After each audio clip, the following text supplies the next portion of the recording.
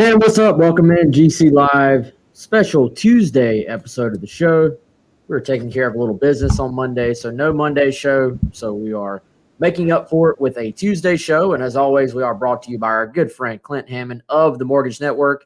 Give Clint a shout, 803-771-6933, or just go check out clinthammond.com if you're in the market for a new home, or maybe you just want to refinance your current mortgage, get yourself in a little bit lower interest rate. Save yourself some money. Again, that's 803-771-6933. Or if you'd just like to maybe email Clint, Hammond, that's CHAMMOND, at mortgagenetwork.com, your branch manager here at the Columbia Mortgage Network, right across from Dreher High School. So always appreciate our good friend Clint for helping make the show possible. And we appreciate you, everyone in our chat, all of our listeners, our watchers, viewers. You make the show possible as well, and you are the reason we have a show. So we appreciate you. Thanks for joining us here on Tuesday. Everybody may be a little bit slow getting in. I guess they're not used to us having a Tuesday show, but I see some of the normal folks already in the chat. What's up, y'all? Hope you're doing well. A little bit of information today. We find out, obviously, since we had the last show, South Carolina has defeated LSU in a series in baseball. Few players spoke on Monday. Shane Beamer, we actually had a little bit of a live look at practice today. Not a whole lot going on out there as far as anything newsworthy, but we did hear from Shane Beamer, who spoke for, I believe, about 41 minutes today, give or take a little bit, to preview the spring game. And I would say the first or biggest thing we've learned is just maybe, Chris, from a logistics standpoint, it's that Beamer wants to operate this as a true spring game. You know, we've seen, and somebody may be thinking, well, obviously it's a spring game, but we've seen different programs. We've seen it at South Carolina. We've seen different coaches operate the spring game in different ways as far as how you structure it logistically. A lot of times it's dependent on how many players you have. I think as the Muschamp era sort of progressed, I think there was less and less emphasis on like the spring game even mattering much. And I think I'm trying to think necessarily how things were divided up. I think it was Spurrier who started the whole. It was either late Spurrier or early Muschamp, where basically just said whoever is the quarterback is what team is out there. So if there's a couple of Garnet quarterbacks, there's a couple of black jerseyed quarterbacks, and then those guys were essentially like, okay, whoever's in, everybody else can rotate in around them, but whoever's in is how you score it. Beamer, we find out today, Chris, is hopeful. He wants to do a true Garnet team, black team, divide it up, have a winner. Now that comes with one very big sort of caveat. Do the Gamecocks have enough players to actually do that? Yeah, and it seemed he expressed some concern about that today. Out at practice this morning, Wes, you mentioned we were able to see, the stretch period and 3 periods. So we were out there about 20, 25 minutes or so. And, we noticed some players that normally are available or have been available this spring that were not participating. Didn't look like anything serious on a lot of them. For instance, JJ Enigbare was inside in the indoor, which typically you see some of the guys who are rehabbing or maybe have a little injury or a serious injury in there. Didn't see Aaron Sterling, so that edge group was a little thin. That's something that we talked about. And Shane Beamer said that a lot of guys, had entered practice nicked up, and they had some guys during practice that got a little nicked up. And now the fortunate thing is it doesn't sound like there's anything serious, Wes, but the spring game, even if you are taking a more serious approach to it, that is not a game where you're going to go push guys who are nicked up or injured to go play. You're not going to send guys out in the spring game to play hurt. A lot of people always joke and talk about that, the difference between playing hurt and playing injured. You're not sending a guy out there even to play hurt for a spring game. It's a spring game. You want guys to stay healthy. You want to exit the spring as healthy as you possibly can as a football team. And they've done that for the most part throughout the spring, which is a positive. You want to keep it that way. So we will see how that plays out. Shane Beamer, I think, mentioned today rosters and teams may be set by Thursday. They were going to meet as a staff today to discuss, hey, who's available? Who do we think can play? Which guy has which kind of nick and cut and all these different types of things, and then figure it out from there. So still some questions as to how things will be structured, but it will be interesting to see how that all comes out as the week progresses.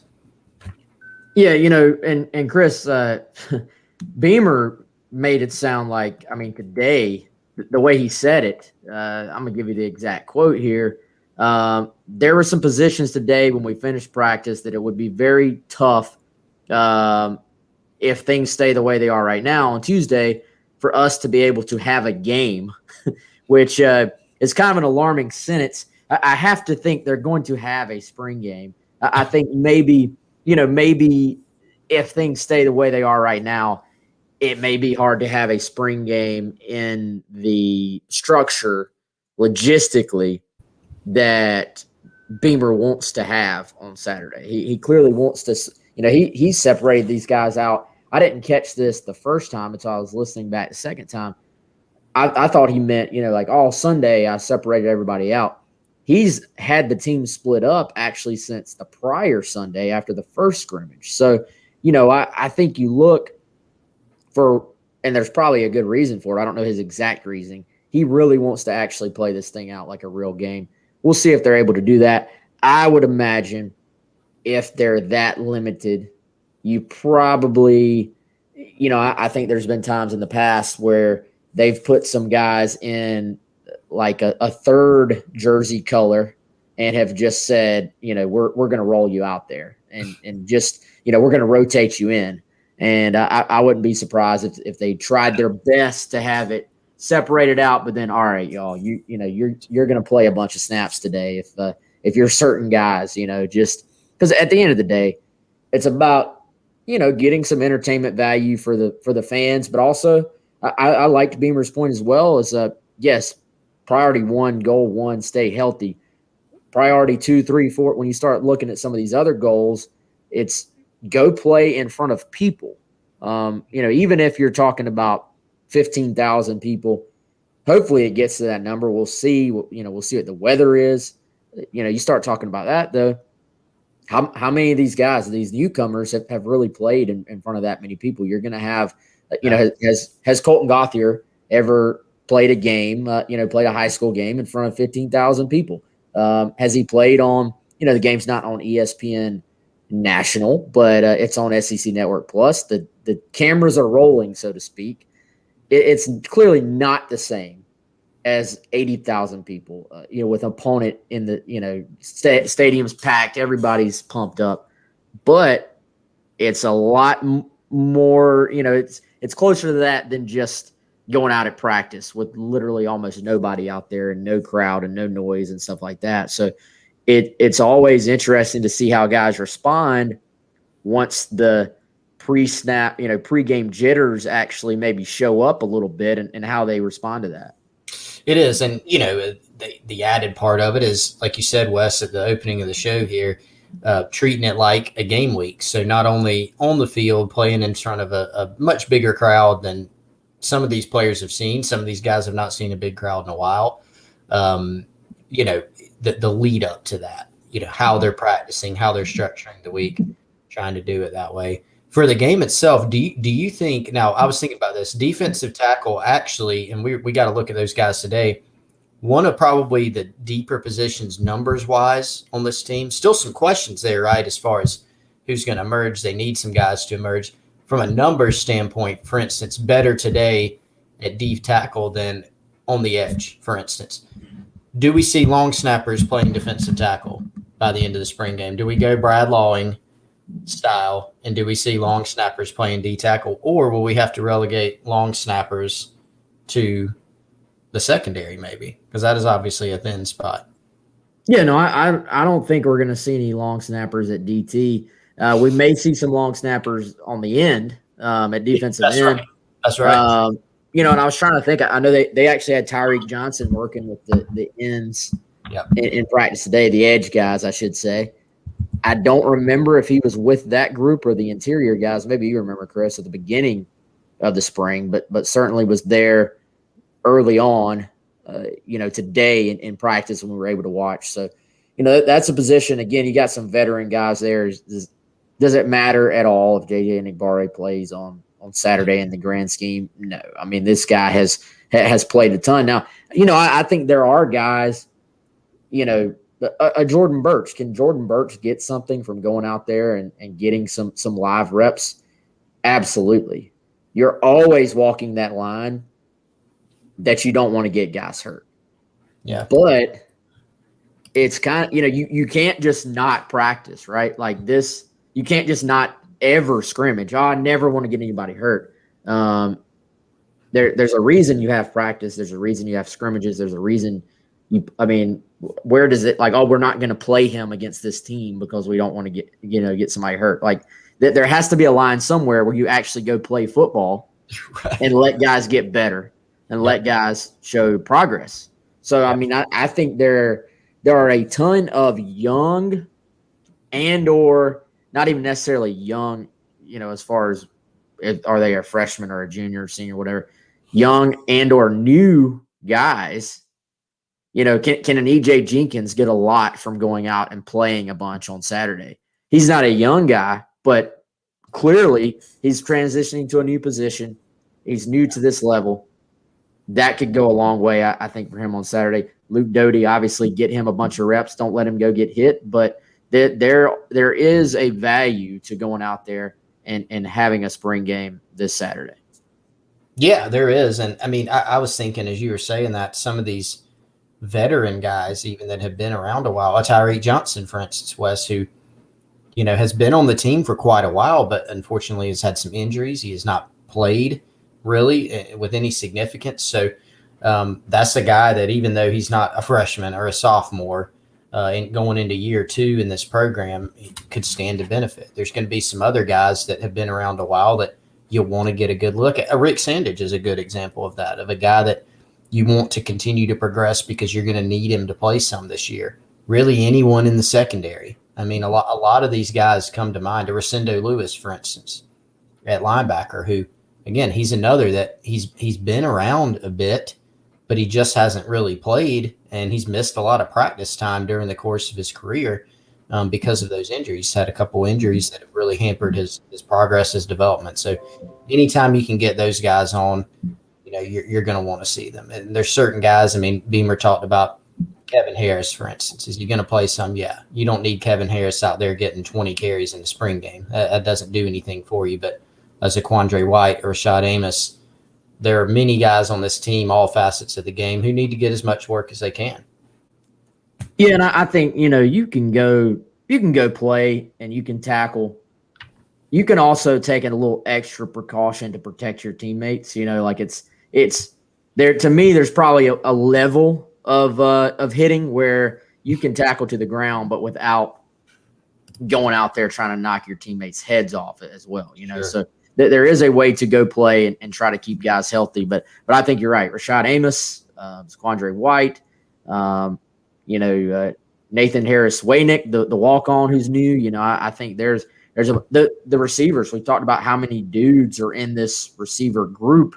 Some of them have been banged up as well, but going and getting the young guys, some reps is obviously valuable. And, I think, come Friday's show, maybe we get Colin on here. Maybe we treat this thing like a real game, have some predictions.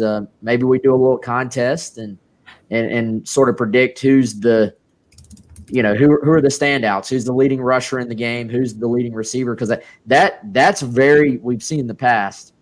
It's actually really difficult to predict because it's got to be a guy who's going to get enough opportunities to actually make some plays, but is good enough and far enough along as a player to go make the plays, but then not that he gets yanked out, but he makes 3 catches and then gets yanked out because they don't want him to get hurt. So you got to kind of find that guy that fits in the middle there that's going to go get to play a whole lot. And maybe we'll do something with that on Saturday or on Friday leading into Saturday and try to see how this goes. Because and there are several. I see people in the chat talking about it. There's several guys that I am curious to just go see play for the first time, or see play for the first time in a while, and see what they look like live, see what progress has been made. And it's going to be a very vanilla offense, very vanilla defense. We're not going to get a great feel for the scheme, but we will get a feel maybe for some base things from an offensive and defensive structure standpoint as well. Yeah, and the thing I'm excited about is just having a chance to, see the practice. We've seen so little of it for so long. It seems like it's been years since we've seen substantial practice like this. And so just getting an opportunity to see the progression of some players that we haven't gotten to see this spring in any depth, that we didn't get to see last season, that's what I'm really interested in. Somebody brought up Joey Hunter in the chat, a Joey Hunter type, an OD Fortune, a lot of these guys in the secondary, EJ Jenkins on offense, Rashad Amos, Zaquandre White. I mean, there are so many guys that we just have not gotten a good look at that are young players that, regardless of what they're doing schematically, depending on who's available, again, there might be some guys that are held out even for minor things. We're going to get a better sense of maybe their progression as a player physically and where they're slotted. That's a question with some of these DBs. They've been doing some cross training, a lot of that having to do with just lack of depth right now, lack of experience, lack of guys available. So we get to see some of that. And will we pick up some schematic things? Yeah. But I think just individually, some of the player development is going to be really interesting to see, and look forward to checking that out in more depth than we've seen in quite some time.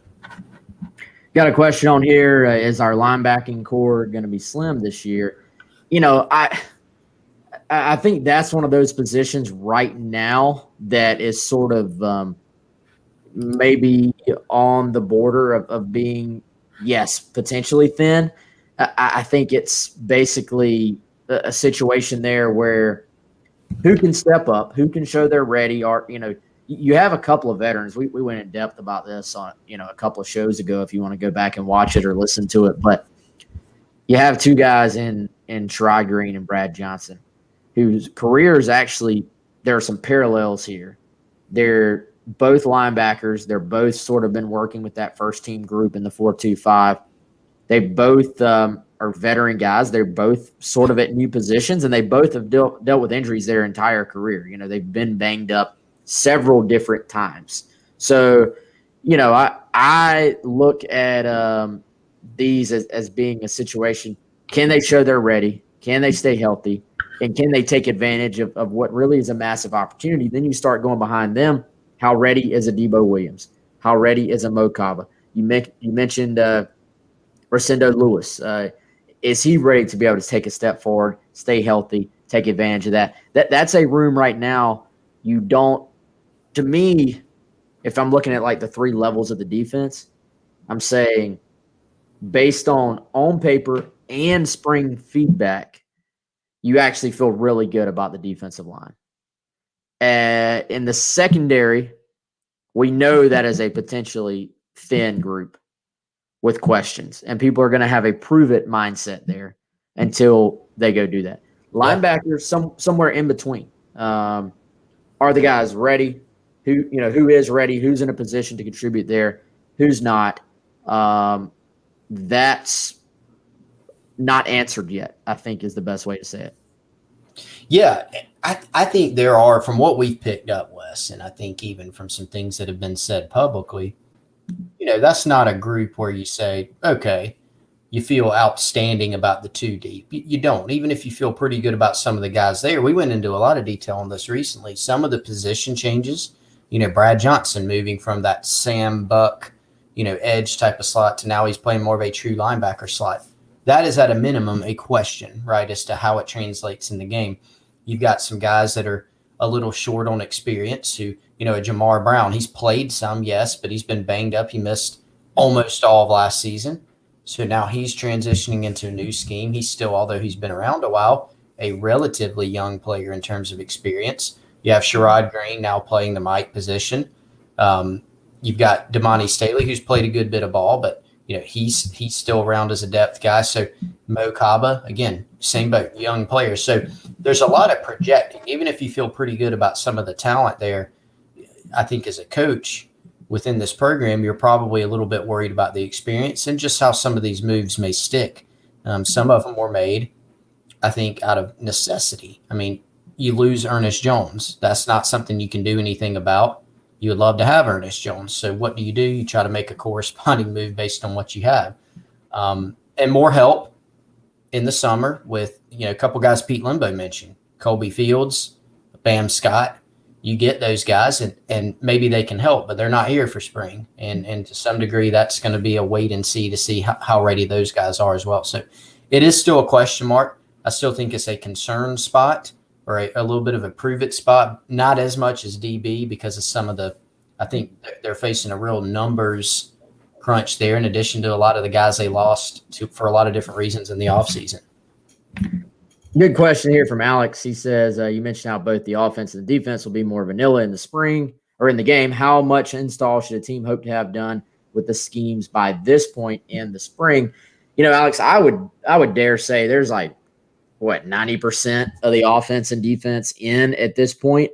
I would say based on feedback, most of the offense and defense from a base schematic standpoint is in, and when you say in, it's sort of like the guys have been exposed to all the different features of the offense and of the defense. Now, as things go along, you take a lot of it away when you start to get into the season, and then certainly into a game week, you take more away.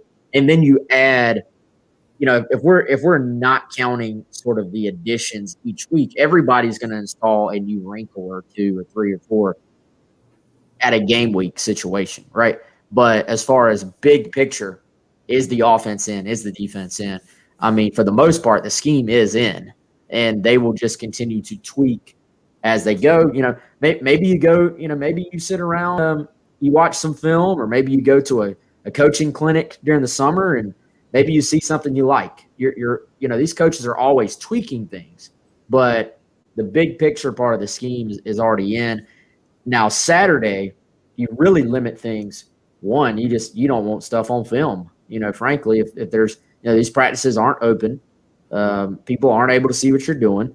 And if there are certainly disadvantages to installing new offense, defense, special teams, the advantage to installing a new offense, defense, and special teams is that teams don't know exactly what you're going to do. If you look on defense, teams are going to go back and watch the Western Kentucky scheme from last year. They're going to watch what Memphis did on special teams last year. With Marcus Satterfield, there is no direct recent scheme that they're going to go back and be able to directly say, this is probably what they're going to do on offense, this offseason. So going into the year, you're probably, I think, Chris, sometimes coaches are overly paranoid and put way too much emphasis on hiding, these secrets and stuff. But if I'm South Carolina, and especially with this offensive scheme, there's probably not a ton out there on exactly what you're going to be doing there. So I think that's an advantage. You're not going to give that away for a Saturday afternoon spring game on April 24th. But the other side of that is you just want to give the guys some stuff that they can go easily execute, get some confidence, not look bad on TV, not look bad in front of the fans, and just have something good to build off of going into the offseason. That's right. No, it's a good point about the offense. And you think about, Marcus Satterfield and the offenses he's run in the past, and he's done a lot of different things. You look at Temple, for instance, there's a lot of eye and running the football, and Tennessee Tech, a lot more spread out. So he's done a lot of that different stuff. And then obviously in the NFL exposed to some different things. And we've mentioned before, Wes, on the program here that, our understanding is the South Carolina staff has taken some concepts from a lot of NFL teams. And, we know we're going to see some Oklahoma stuff. So opposing teams right now in their scout, they're obviously going to go back and they're going to pull everything Marcus Satterfield's done. They're going to pull a lot of Joe Brady stuff. They're going to pull a lot of Lincoln Riley stuff because there's obvious ties. They know that's going to be involved. But there's other concepts from the pros that you don't really know until South Carolina puts it on tape. And look, there's not going to be anything hardly ever that a college or even a pro team at this point puts out there on a play that a defensive coordinator is going to say at this stage in the game of football, I have never seen that before. You may every now and then you may see some, Andy Reid, I'm sure this season is going to have some new concept with the Chiefs where we go, wow, that's a really cool play. Doesn't happen a lot, but the key is, has the coach prepared his players for that play? Have they repped that in practice? And so and we don't know if it necessarily for sure will be, but if there's any chance that they may give you an advantage on a couple plays in the course of a football game this year, then certainly that's something you take if you're the Gamecocks. A couple more questions here. Craig asked if we knew what injury Joey Hunter was dealing with. I do not. Do you know, Chris? I know he's been in the injured group every practice we've seen as far as open session of practice, which I don't know, dude. Is that 4, 5? I think 4 workouts. Yep. Maybe. So, but yeah, I don't know exactly what it is. I know he hasn't been dressed. Some guys like dress and are no contact. Some guys dress, but then go straight to like the little back, like rehab sort of area. Then some guys, can't really do anything during practice. So I don't know exactly what category he is, but he is not dressed out that we've seen at all this spring as far as being on the field and going through drill work and all that stuff. Shout out to Eric Burke, a good buddy of mine. I've not heard from Eric in a while. Eric, what's up, man? He says, we may have talked about this, but do you think the D-line will be more productive this year? I think absolutely. I think the more you hear that's going to be an area that's highly, featured as far as being a standout group within this program this year. And, I thought it was interesting today. You want to sort of glean some tidbits from Beamer. He went out of his way to praise Zach Pickens. That to me was well beyond this guy's had a great spring, or this guy's done some good things, or this guy's progressing.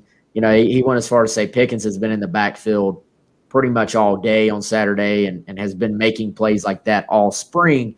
When a coach goes out of his way to say something like that, that sort of, the antenna pops up, that sort of gets your attention. And, I think you start to look, if Pickens is what we think he could be for this year, what Enigbare is. Continue to hear Birch coming on. I think Birch can take a starting spot at one of the outside, end positions. So then you got Enigbare, Birch on the outside, Pickens, maybe a veteran like a Jabari Ellis beside him inside. And that's, not even to mention the depth you're going to have at that point behind those guys. I think that's a position group you got to feel really good about, Eric.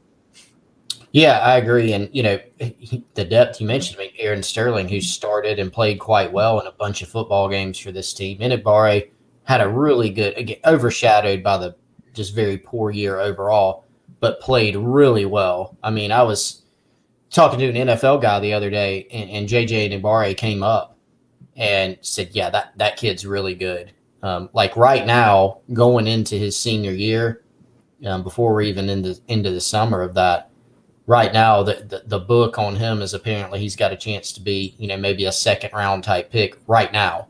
And so he could obviously improve on that. He can move back from that. He could solidify that. We'll have to see how the season goes. But that shows you just the type of talent he has and what he's put on tape. And Jordan Birch, we continue to hear. A couple comments that were made on the practice field today. I mentioned to you Jordan Birch, just watching him move around, and they were doing a specific special teams drill where he was sort of open field tackling a guy, thud tackling, not taking to the ground. He just moves different, than anybody. Most people that size, even football players his size, he just moves different. And so we continue to hear he's taking a step forward. You mentioned how Zach Pickens is a large human being, which we've known, but always looks the part, getting off the bus. And I think the key for him was just to continue progressing, continue learning. Highly regarded guy out of high school who was learning to play inside, different techniques, was still sort of raw. And he's come along quite well. And so it's great news that he continues to progress, because they've needed – that was sort of the question on this line. the edge guys you feel pretty good about. Needed some guys to step up on the interior. They have some experience there, and Pickens in his junior year, if he can continue coming on, would be a big storyline for this defense. Yeah, Gamecock spring game scheduled for 2 p.m. That's on SEC Network Plus. I've seen a lot of people asking on Twitter about the weather. Is that going to be an issue? Could it be moved? I mean, it's and Beamer said that there was a time at Oklahoma where they did move the thing to Friday at the last second. But that's such an it's not like moving, it's hard just to move a spring game at the last second. I would be shocked if there was anything that changed. Certainly they can't push it back. They've said there's not much room. There's an NCAA rule for when you start spring to when you finish that you have to get in all your workouts. And South Carolina actually has already taken advantage of, they had that week where they sort of shut things down a little bit as far as practices go. So they've already spread it out, quite a bit from maybe what you could have done if you needed to just do it in a short time period. So I would be surprised at all if there are any changes as far as the game. It's probably happening rain or shine on Saturday. Again, 2:00, SEC Network Plus. And, Chris, I think we'll continue, obviously, to talk about this as the week goes on. So I don't want to just drone on and on about the game today. We'll break it down. Once we get the rosters, we're going to make predictions on who's going to be a standout, on which team's going to win, and we'll sort of go from there. But I do want to talk a little bit about something that everybody was buzzing about in the chat to start. That's an intriguing transfer portal addition in Arkansas's Mike Woods. Wide receiver, playmaker. Don't have his numbers right in front of me. I know he caught 30-something balls last year. Kid that was really good down the field.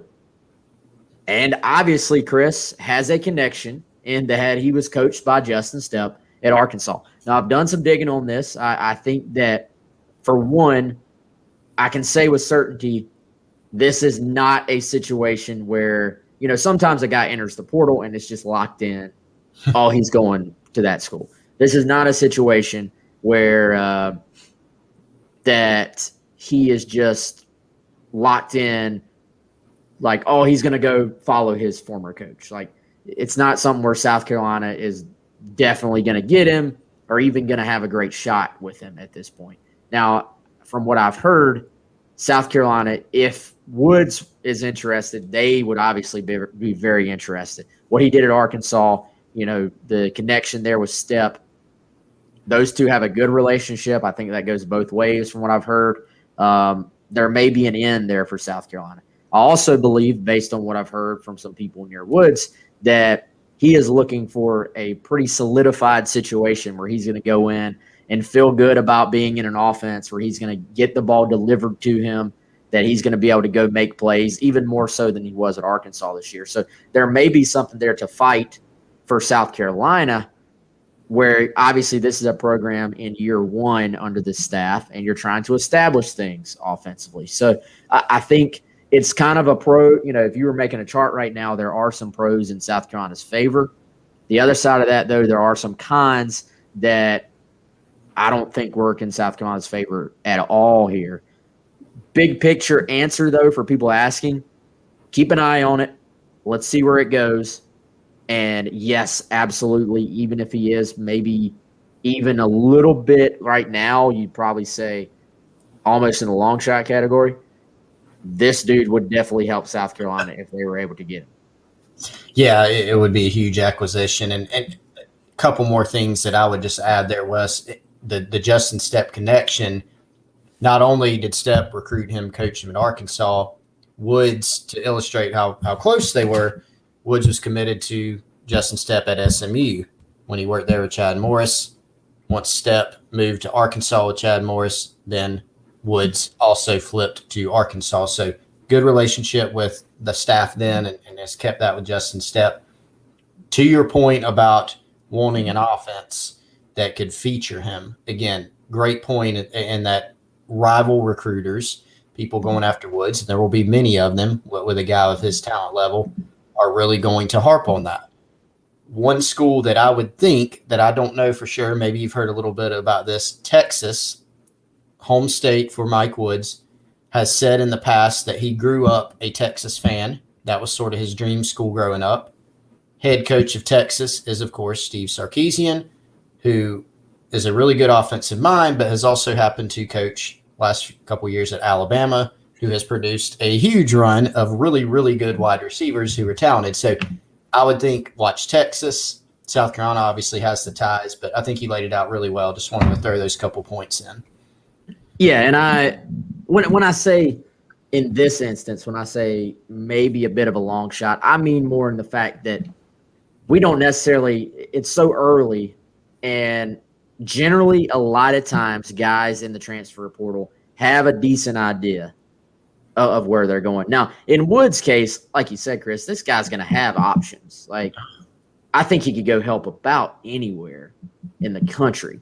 But I say a bit of a long shot in that it's still early. We don't exactly know which way. Is he willing to come, even further away from home, come all the way out on the East Coast? And, does he trust the situation here enough to be like, okay, I'm going to get the football? As far as new offense, QB situation, just offense in general, like, does he trust all those things enough? Or, like you said, man, if I'm Sarkisian, I feel like I've got I'm just going to flip on the tape of those dudes at Bama. Yeah. And be like, dude, home state, you're starting. What more do you need to know? Yeah. So we'll see. But that's if I'm building a case without like knowing the prior relationships here, that's a pretty tough case to beat. I feel like, if we're being like objective. Like I know the South Carolina fans saw that and instantly were like, oh, Justin Stepp, get this guy out here, which is a great thought. But objectively, I think you're right, man. That's just that's a tough recruiting pitch to knock down. Never count out Justin Stepp. I'll say that. Never count him out. But that's tough, and we'll see which direction this goes. But dude, watching some film of the kid, just some of the plays he made last year. This guy's a dude. Probably would instantly help take South Carolina's receiving core to another level if somehow that were to happen. It would be huge for South Carolina to add a proven guy at a position where you need proven guys. You need proven playmakers, downfield presence, which is one of his greatest strengths. Making some of those downfield catches on the sideline, tight quarters, 50-50 balls, long speed. He's got all those things along with size. So it was a really good get by Justin Stepp at Arkansas, obviously, and has developed into a nice player. But, yeah, I think, a lot of people want us to say, if you were going to take a guess, what would you say? And we like to stay away from that for a lot of reasons. These recruiting situations are often very, very fluid. But I do go to the Texas thing. And, of course, like I said, we don't have the hard information right now that Texas definitely wants him or Woods is definitely interested in Texas, but it makes a ton of sense. A guy who, Mike Woods was going to play a ton at Arkansas. He's probably going to catch a good many balls at Arkansas this year. So to leave that and to find an even better situation, I sort of put my eyes over towards Austin and sort of wonder if that may be the fit. You would think at a minimum there'll be a major suitor, but we'll see, and we'll definitely be tracking it. Yeah, no doubt. We'll see where it goes. And I think, let's see, quick question from Reed. He said, if he did come, who would sit? I mean, I don't trying to think of the best way to answer that. There are no starters at this point. If everything is open. So even if he doesn't come, I don't know if I could sit here and tell you which three guys would be the first out there for South Carolina this year. Like I could have my guesses. If I had to guess right now, probably some of the guys who are a little bit older, DeCarrion Joyner in the slot or Trey Smith outside, Jalen Brooks outside, just based on feedback and what those guys have done. But, there's nothing set in stone. So anybody that comes in and can make plays for you, is going to have a chance to go out there and play. So we'll see. Speaking of Arkansas, though, segue, Gamecocks, Arkansas, baseball this weekend. I'm thinking, Chris, we make this we almost have to treat this like we do a football weekend. I'm efforting getting because Arkansas is good enough in baseball that unlike some of the different, sports sites out there, our Arkansas rival site, they actually cover the Arkansas baseball team from an in-depth standpoint. Not all schools do that. Obviously, South Carolina websites, it gets covered just like football, just like basketball, etc. Arkansas does the same. So I'm going to effort having an Arkansas person on with us. That would probably be Wednesday, and to help preview the series. But massive series for South Carolina. Just in time, they get news that they're going to have 50% capacity. Founders Park will be rocking on Thursday, Friday, Saturday. There are tickets available right now, unless they're sell out before you actually listen to this, if you're listening later on. But Chris, another big win for South Carolina this past weekend. We haven't had a show since then, but South Carolina losing the quote Friday. This time it was on Thursday, but the normal Friday game once again, and then finding a way to win the two games after that. Craig says tickets are over $100. There should still be tickets available from South Carolina. I believe they may be over the top on StubHub. They have not announced a sellout yet. So those tickets are not $100. I don't know. I haven't logged in, and I know right now I think you have to be a season ticket holder. Then at one point it goes to Gamecock clubs, and then if there's anything left on Thursday morning, it will open up to anybody that wants to buy single game tickets for this weekend.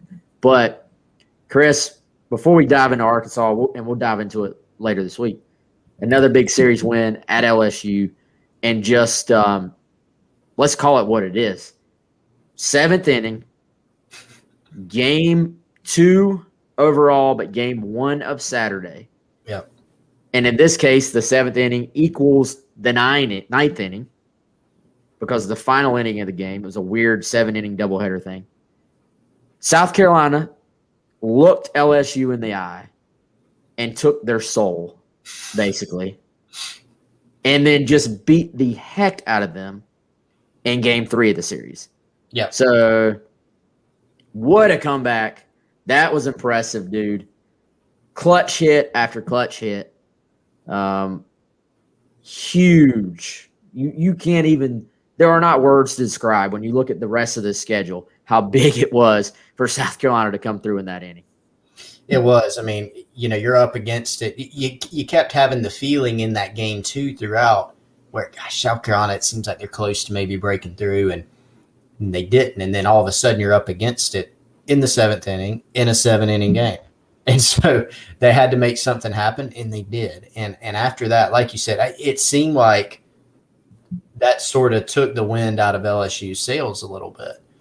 And then game 3 hits, second game of the doubleheader, and it happened just like I think you and Colin really talked about it a lot the other day when we were previewing the series, that difference in having Will Sanders was tremendous. I mean, it really showed, and South Carolina hit the ball extremely well in game 3, but having that difference between the staff that LSU had on game 3 Saturday and Will Sanders, it was like a chasm, and it keeps widening. And that's why you really feel like if South Carolina wins game 1 or 2 of any series, they're going to have a great shot to win the series because of Sunday. And Will Sanders, I mean, I got to give credit to either Tommy Moody or Derek Scott wrapping up the game 3 on Saturday.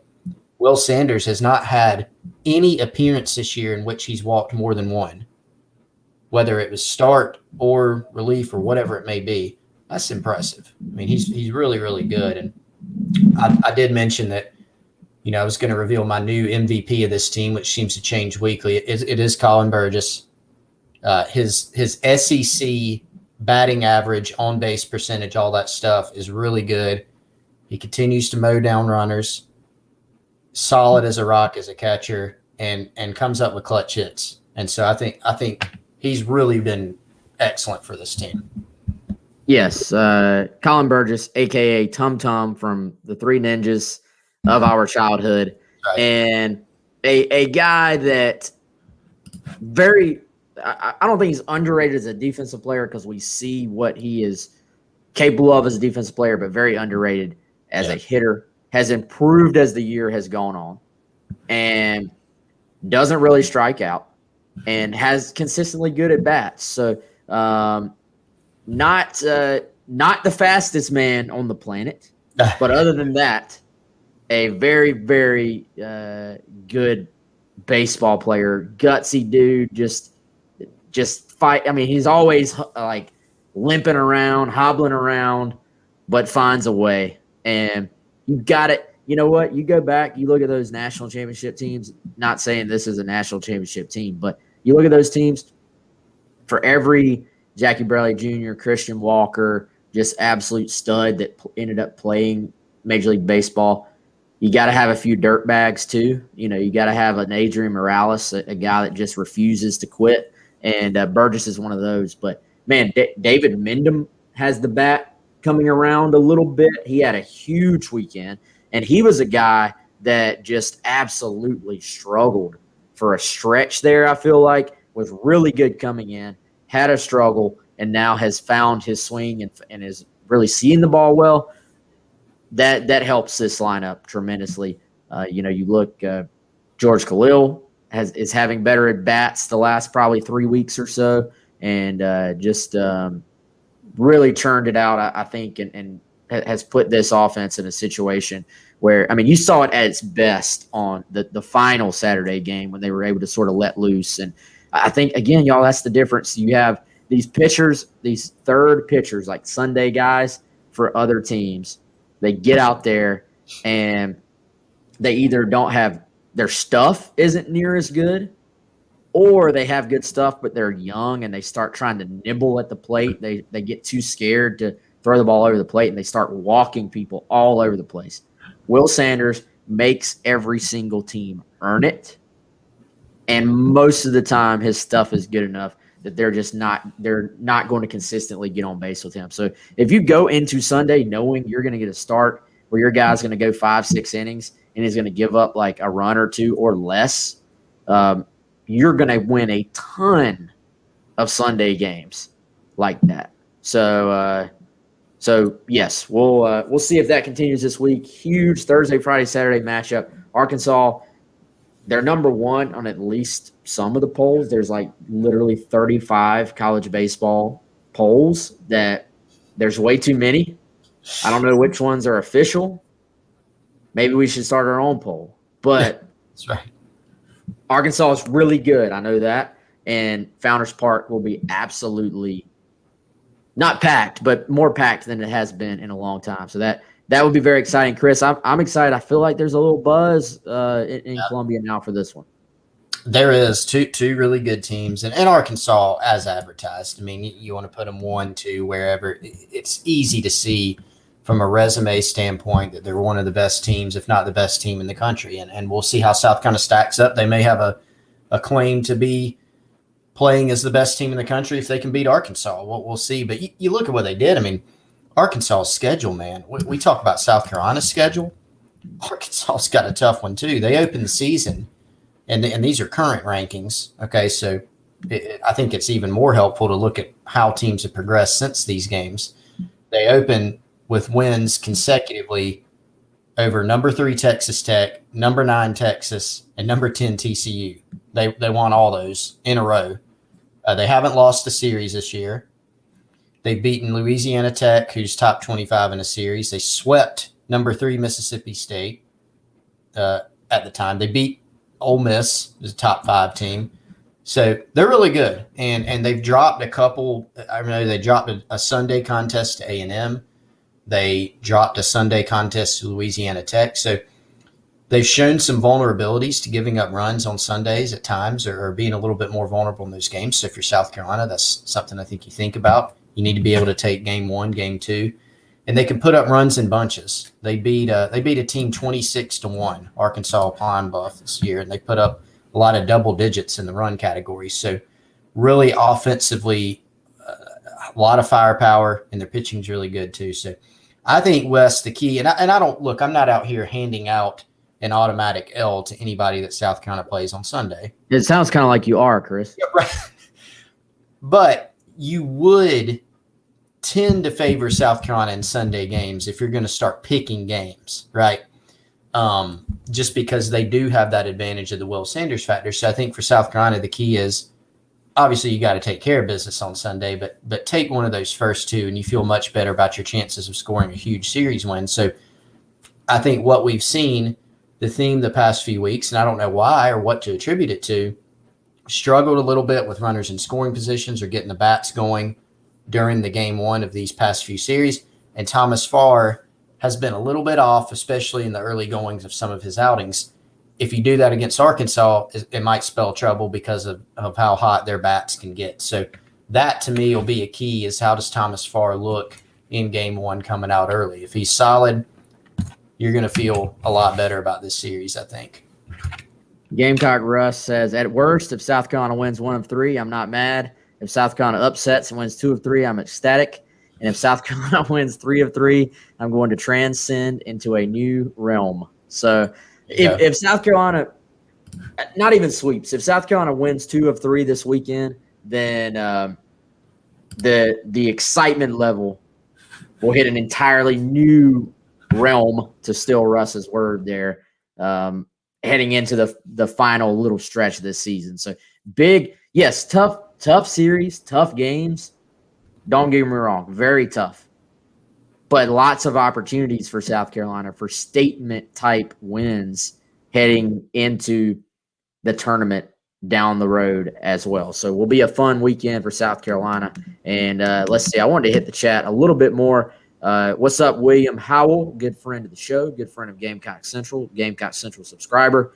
Shout out to him. What's up, my friend? And we've had quite a bit of questions, Chris, about SEC Network Plus and watching the game. Y'all got to get on the SEC Network Plus bandwagon here. This is not like the Longhorn Network that you have to give a blood sample, 3 years tax returns, and facial recognition to actually get access to it.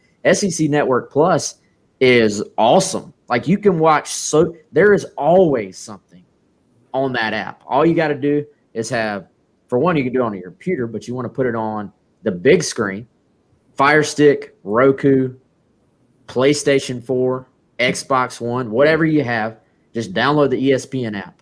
Simple as that. Now, you need to have a password, whether it's Hulu Live, YouTube TV, Spectrum, DirecTV, Dish Network, or your mama's password at home. Get somebody's password that has SEC Network. If you have SEC Network, you also have SEC Network Plus. Don't pay the extra $5 or whatever it is for ESPN Plus. Completely different. You don't want that. You need a password to a cable or streaming service that has SEC Network. Log in with those credentials on the app, and you can watch. I mean, they got volleyball games on there, softball games on there, other baseball games on there, spring games on there.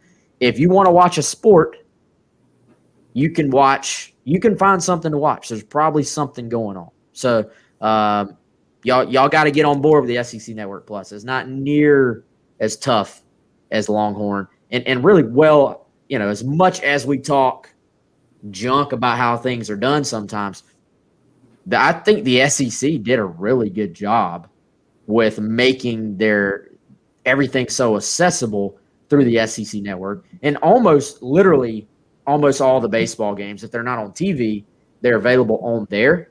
And it's way, I mean, I remember when SEC baseball, even as good as South Carolina was, all their games were not on TV. You had that online streaming thing that you had to log in. You had to log in to, Gamecocks online, and it was like sometimes it was one camera and all this stuff back in the day. Beautiful access these days. Yeah, it's awesome. I'm thankful for it for all those reasons, plus the fact that sometimes on regular SEC Network, if not plus gymnastics, SEC gymnastics that my daughter watches. My daughters love it. They always come up to me, can we watch gymnastics? Can we watch gymnastics? So we put it on there. A lot of really good gymnastics teams in the SEC. So they like to check that out. I like to check out football spring games. Sometimes you check out soccer, Gamecock soccer, women's soccer, obviously on SEC Network Plus a lot, and all the baseball, just about all the baseball games. So it's tremendous. Wes, thank you for that tutorial. Apparently the people needed it. Apparently they did. I thought SEC Network Plus was a known commodity in this state. Craig says I had to get ESPN Plus for our midweek baseball games. Craig, cancel that thing, man. There was like one game, I think. Was it the Citadel road game? There was one game this year that you had to have Plus, I think. Had to have ESPN Plus. Let me be clear. SEC Network Plus, pretty much, if it wasn't already on TV itself, had everything else. So I don't think you need that anymore. Certainly, I don't think there's any more Plus only, ESPN Plus only games that are left. As long as your cable package that you're logging in with has SEC Network, you're supposed to have SEC Network Plus access. Eric says he's not sure if Dish has Plus. I don't have Dish Network. I can't speak for it, but pretty sure if you have SEC Network, you're supposed to have Plus.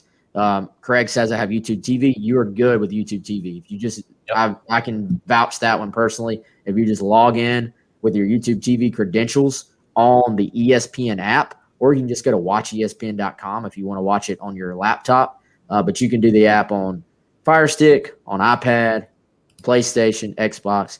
Although I will say, Fire Stick and Roku, I think in my experience, stream way better than like a PlayStation, just because they're made to stream. So keep that in mind. Sometimes the ESPN app gives me trouble if I have it on the PS4, whereas if I just use the Fire Stick, never any issues at all. So I'm telling you, man, Chris, we are keeping everyone informed. We found a way to get the Longhorn Network earlier this year, and we've definitely informed the masses on the SEC Network Plus. You're saving the people money. Craig's saving him money by being able to cancel.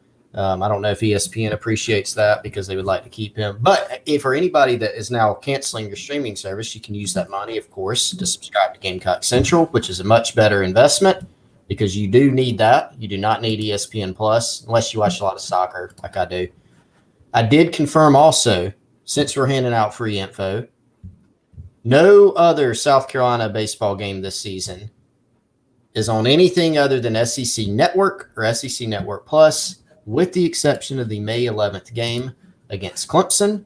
Yeah. At Clemson, which will be on ACC Network Extra. Wes, please prepare your tutorial for that. When it's time, you have about a month, about 3 weeks to prepare how to get ACC Network Extra, but everything else is SEC Network or SEC Network Plus for the remainder of the year. Russ asked, do I use a LAN cable for my PS4? Yes, I do. I plugged that one in. The Fire Stick is all Wi-Fi, but just for whatever reason tends to stream very, very well. It does. I think, without knowing and checking, I think ACC Network Extra Plus, whatever they call it, is also just on the ESPN I think you're app. correct. And I think it's included in those same packages that have SEC Network, though I don't obviously know every single service, TV service, and what has it or not. But we can all agree ACC Network Extra, not near as good as the SEC Network Plus, is the final verdict here. All right, y'all, that's about an hour. Tomorrow, I'm going to work on getting us an Arkansas guy to tell us a little bit about this Arkansas team, go a little more in depth than just looking at the stats and all that stuff. Then as the week goes on, we'll give our final thoughts on the spring game, maybe give some predictions, and then we'll go from there. You got anything else, Chris? That's it, man. All right, he's Chris. I'm Wes. Appreciate all of you joining us. See y'all tomorrow. Y'all have a good one.